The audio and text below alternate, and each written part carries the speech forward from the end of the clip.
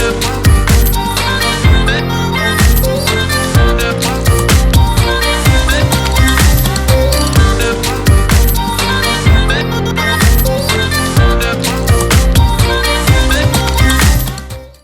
everybody, welcome back to the Calibrate Tools Q&A edition, where we answer questions from the general public about tools and how they work and tool-related activities.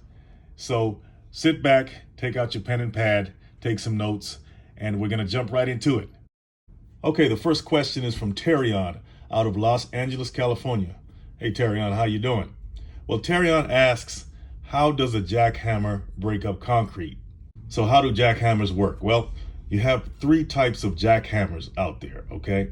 And when we're talking about jackhammers, we're talking about that thing that makes all that noise when you're driving by those construction sites and you see this guy, breaking up the asphalt with this, big machine, right?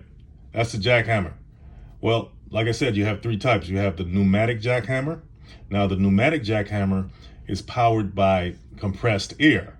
Okay, that's why it's called a pneumatic jackhammer, because pneumatic just refers to air, A-I-R, okay? Then you have electric jackhammers. Those jackhammers have motors, and they're powered by electricity, of course. And then you have gas jackhammers. So with the pneumatic jackhammers, right under the handle, you would have an air intake valve and an air exhaust valve.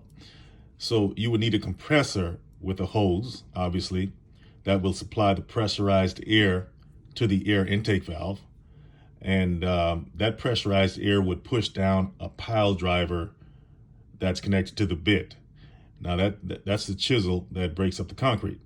Now that same air needs to escape, right? It needs to go somewhere. So the air escapes out of the air exhaust valve.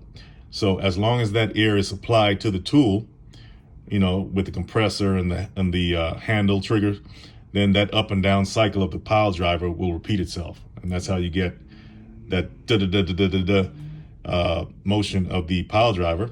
So that's how you break up the concrete with a, air operated or pneumatic jackhammer. Now, electric jackhammers are powered by, anybody want to take a wild guess? Yeah, that's right. They're powered by electricity. So you may want to have a power source around, like a plug or a generator that can handle the load. Now, they're more portable than pneumatic jackhammers, because pneumatic jackhammers, they require extremely large compressors to haul around with them, and that can be a hassle. So that's one of the selling points of electric jackhammers. You don't have to haul around a big compressor, right? But the downside to electric jackhammers is that they're less powerful. Okay, so it's a trade-off there. So electric jackhammers have a motor that's connected to a cam.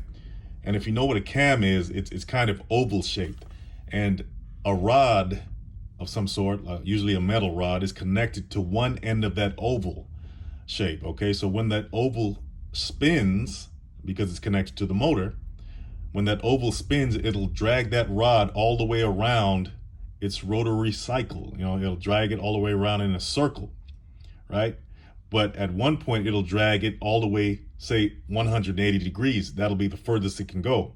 And then as it continues spinning, completing the 360-degree cycle, it'll push the rod back, okay, to its original starting point. So if you picture it, the rod is spinning back and forth, because it's connected to one end of that oval, all right? And that back and forth motion is created. So that rod is connected to a piston, right? And that piston pushes against another piston that's connected to the chisel or the bit. And that's how it works. So you picture the rod going back and forth, like, say, the camshaft in a car, right? The piston goes back and forth, pushing that rod around and around. Now, gas jackhammers, it's just that. They operate off of gas, combustion power. And the thing about gas jackhammers is that they're really, really portable, right? Because with the pneumatic or air-operated compressors, you need a compressor, you need the big, heavy compressor. With the electric jackhammers, you need some kind of power source, whether that's a generator or a cord or something like that. And if it's battery operated like a hammer drill, that's something different, right? It's portable. But with the gas jackhammer, you pretty much just need the gas. Okay, and once it has that, you can pretty much carry it anywhere. It's pretty portable. So it's considered the balance between the electric jackhammer and the air operated or pneumatic jackhammer, because the gas jackhammer offers both power and portability at the same time. But the internals, as far as like how it operates as described by the, in the electric jackhammer, it's pretty much the same. So that's how they work, Terry on. Hopefully you got something from that. And let's move on to the next question. This next question is from Matthew. And Matthew asks, what's the best nailer for framing? So just like the jackhammer, you have three types of nailers. You got your pneumatic, which is air, compressed air.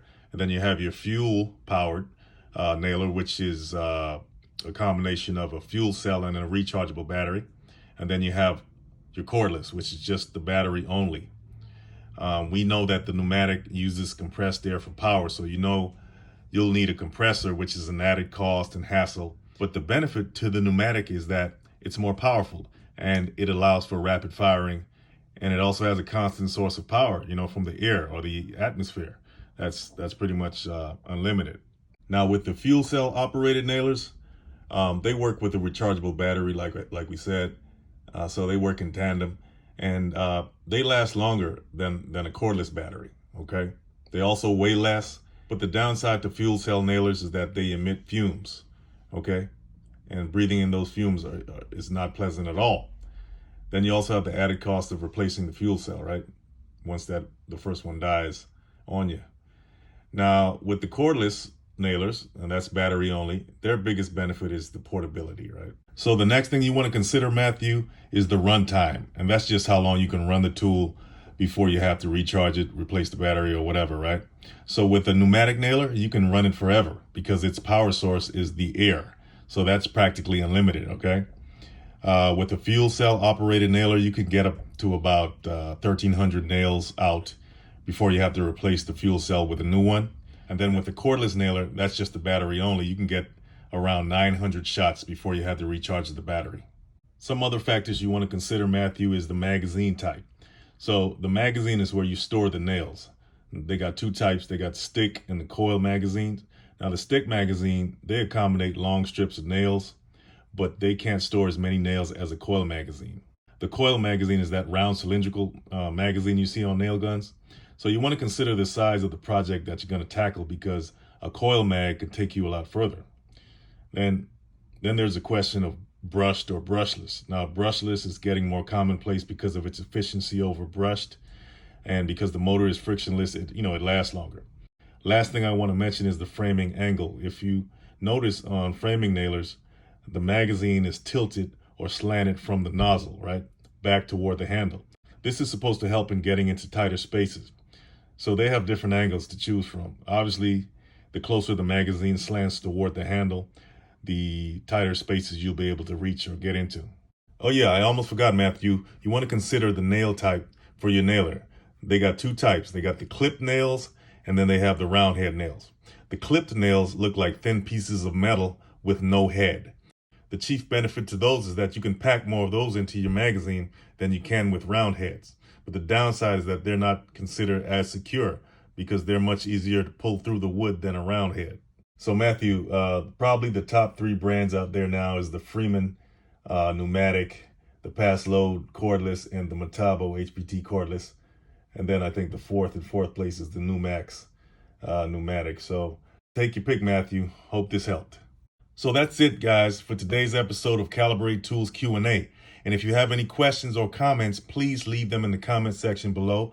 I'll do my best to respond to them in a timely fashion, because over here at Calibrate Tools, we're dedicated to educating you so we can all learn together.